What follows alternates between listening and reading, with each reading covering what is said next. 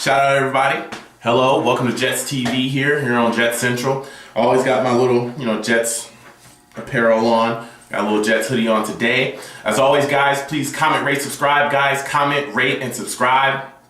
I reply to everybody's comment, everybody inbox messages, everybody's everything. So please comment, rate, and please subscribe. This is going to be my recap for Week 8. So let's go ahead and get into it. Baltimore at Arizona. I took Baltimore. Baltimore won 30-27. Joe Flacco had 336 throwing. Beanie Wells had 83 yards running the ball, and Anquan Boldin had 145 yards catching. Baltimore's offense looked awful in the first half. Just looked absolutely awful. Arizona was up by a couple touchdowns early. Really thought that Arizona was going to really put the foot on the neck and take over, but it came out in the second half, and Kevin Kolb looked horrible. He ended up throwing 2 picks, one that really hurt them and kept Baltimore in the game. I don't know what's going on out there in Arizona with Kevin Kolb. That whole experiment clearly is not working out. I don't know, maybe Philly really did get the upper hand in that trade, but Baltimore's offense was so bad in that first half. Nobody could really imagine they'd come out and put up 38 points, but Flacco basically came out and just stared Anquan Boldin down, just threw the ball to him.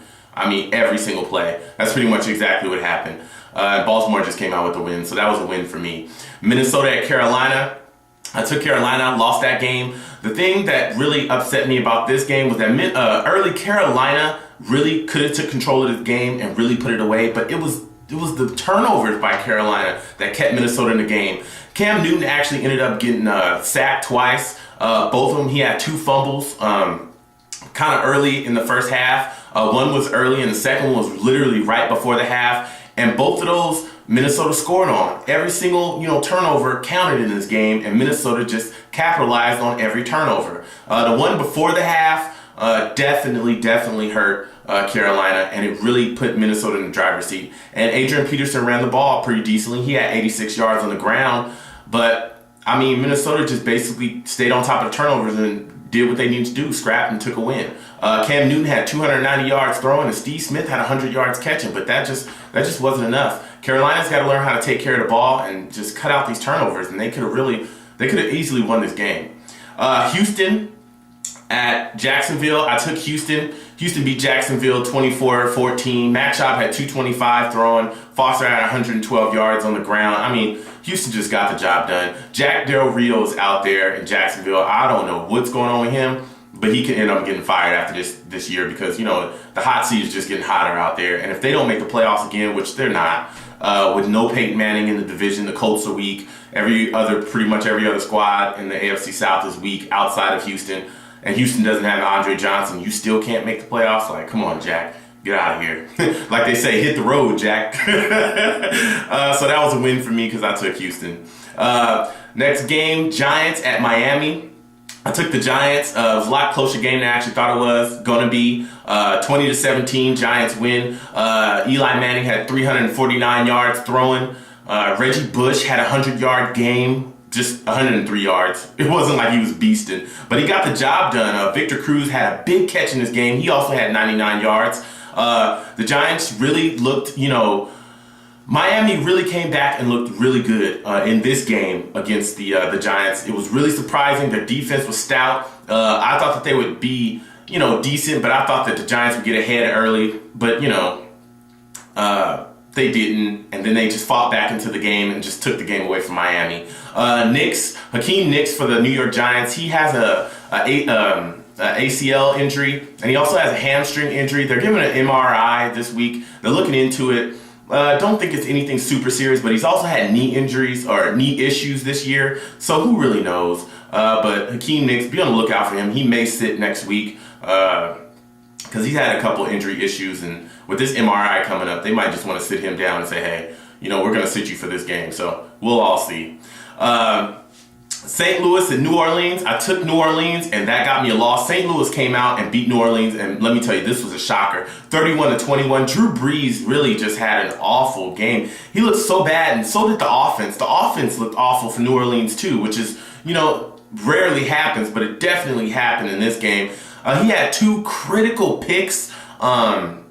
St. Louis just basically came in and played like winners. They played like, they felt like they could beat anybody that stepped into that on that field that day. Steven Jackson had 159 yards. He looked very healthy in this game, which I haven't really seen Steven Jackson healthy within the last couple of years, but he looked really good in this game. He was just running through people and running over people. And let me tell you, that's all St. Louis needed. That's all St. Louis needed. New Orleans really needs to get some things together. I don't know if it's because Sean Payton is sitting in that press box now because of his injury, but I know if he doesn't get it together, this thing could slide away from New Orleans. So St. Louis got the win, and that got me a loss. Tennessee at Indy, this was another loss for me. Tennessee ends up winning 27-10. I took Indy because I thought that this would be the week that they would just get off the slide, but you know what? I was playing wrong. They held Chris Johnson. He had 14 carries to 34 yards, which is horrible. Chris Johnson is really not playing all that well, and a lot of people are coming down on Chris Johnson. But if you look at all the guys in the past that have rushed for 2,000 yards and then turned around, their next seasons was awful. I mean, does anybody remember Sean Alexander? His next season after he had that big season the year before, it was awful. Indy just didn't get enough to get the job done. Tennessee just came out and won this game single-handedly. Turnovers from Indy. I mean, it just wasn't good. It just wasn't a good game. Yep, and that got me a loss. I mean, that's all I can really say about the game. It wasn't really good. It just really was not good. Next game, Detroit at Denver. Detroit beat Denver 45-10. I took Detroit, so that clearly got me a win. Stafford had 267 yards throwing. I mean, Detroit's just better than Denver, period. Also, Tim Tebow, as I said before, just is not a good quarterback. He's not ready. He went 18 of 39 for 172 yards. He was missing receivers left and right. There were throws that weren't even close to other receivers. I'm not saying that Tim Tebow I'm not saying that he'll never be ready. I'm just saying he's not ready right now. So for everybody that hits me in my inbox talking about Tim Tebow, I don't want to hear it no more. He's not ready. And it's clear that he's not ready. He was under duress all day long as well. But he just didn't make the throws he necessarily needed to make either. That whole Denver's whole offense just looked bad. I mean, it wasn't just Tim Tebow. It was just the whole offense as well. Like, oh, man. I mean, I would say fire John Fox, but he just got there. But you might want to hello and goodbye his butt because, man, God, Tim Tebow's bad. This offense bad. Come on, Denver. Next game, Buffalo at Washington. Buffalo just skunked Washington 23-0. Shut them out at home. I took Buffalo. That's a win. There's not much to say. Fitzpatrick had 262 yards throwing. Jackson had 120 yards rushing. I mean, Buffalo just came in, got the job done, beat Washington really bad. This was a game that was just dominated by Buffalo. So, San Francisco at Cleveland. I took San Francisco. They won 20-10. McCoy had 241 yards throwing, but Gore had 134 yards rushing. That was big for San Francisco. This game was a lot closer than I thought it would be. But San Francisco just came out, got the job done, got the win. But McCoy, he played pretty decently for the Browns. So good luck with that. Pittsburgh at New England. This got me a loss. I took New England, and they lost 25-17. Ben Roethlisberger made some decent throws. He had an interception, but that was the only real bad throw he had kind of the whole game. He had about 2 or 3 bad throws, and that was just one. But he had 365 yards rushing. Mendenhall had he had 365 yards throwing. Mendenhall had 70 yards rushing, and they also had a big kickoff return as well against the Patriots. The Patriots just really played mistake football. They made a lot of mistakes in this game, and that costed them. Good job on the part of Pittsburgh Steelers for getting the win, and it definitely helped the Jets out because we're eking up. We're trying to win this division. So Pittsburgh definitely got the job done. Philly at Dallas. I took Dallas, and boy was it a loss. The only thing I can say about this game really was just Philly was just better. Like there's no trash talk. There's no nothing. I can recite the stats, but really Philly just came out and just beat the Dallas Cowboys. They just got beat by a better team that night.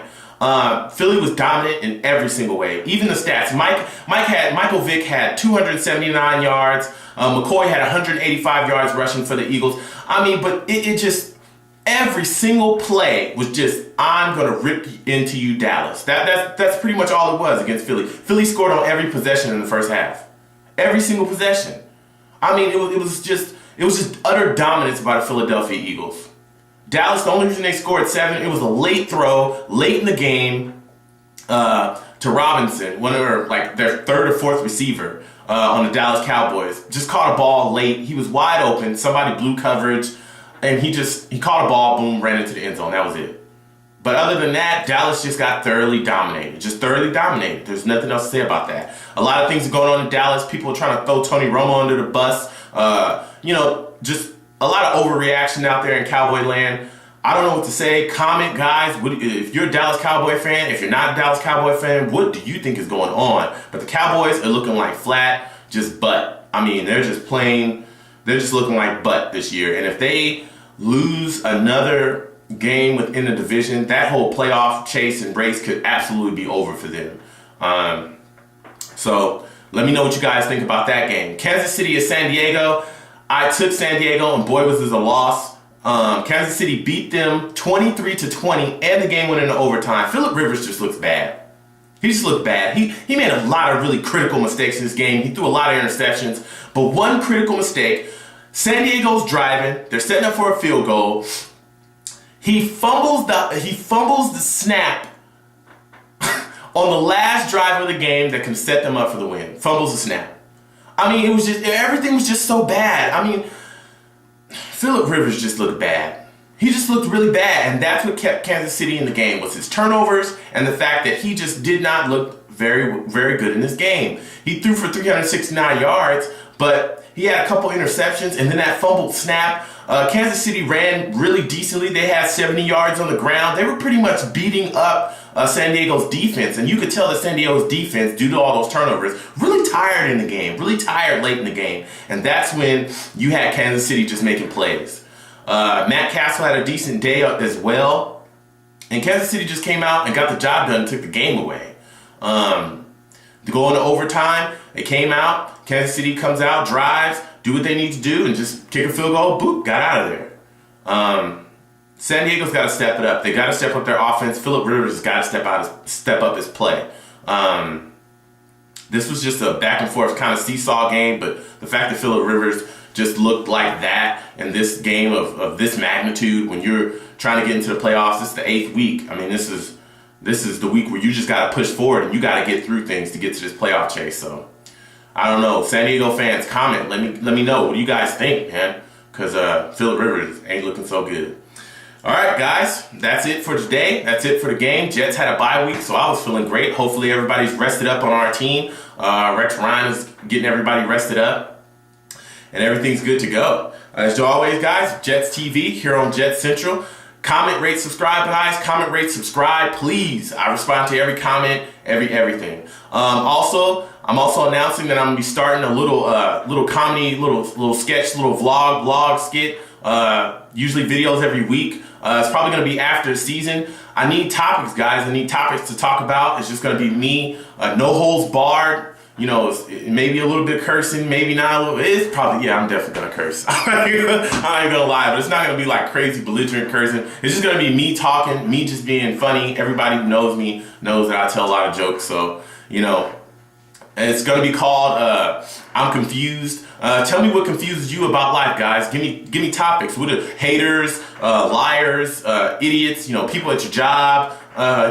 What confuses you in life? What makes you go, oh my God? I mean, I don't know why this person is doing this. I'm just so confused. Like, it's just, give me topics, guys. So thank you guys for watching. This has been Jets TV. Again, please comment, rate, subscribe, guys. Peace.